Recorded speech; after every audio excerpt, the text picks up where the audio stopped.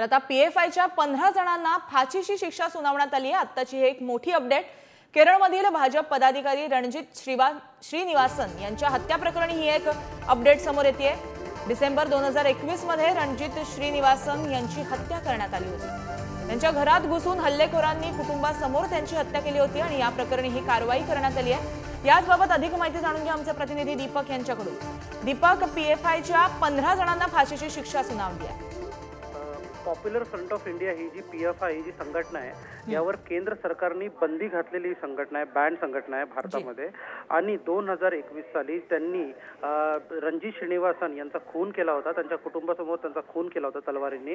आणि त्या केसमध्ये त्या 15 जणांना जे ह्या केसमध्ये इन्व्हॉल्ड होते त्या 15 जणांना कोर्टाने, सेशन कोर्टाने फाशीची शिक्षा सुनावली आहे। आणि जज जे होते VG श्रीदेवी यांनी, हे पहिली अशी घटना आहे जिथे एक सोबत 15 जणांना एका केसमध्ये फाशीची शिक्षा सुनावण्यात आलेली आहे।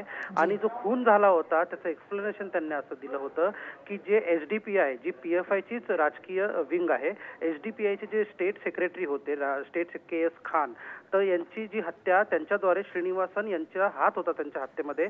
आणि त्या शानचा बदला घेण्यासाठी श्रीनिवास यांची हत्या करण्यात आली होती आणि त्यानंतर त्यांना अटक करण्यात आली। धन्यवाद तुम्ही दिलेल्या माहितीसाठी।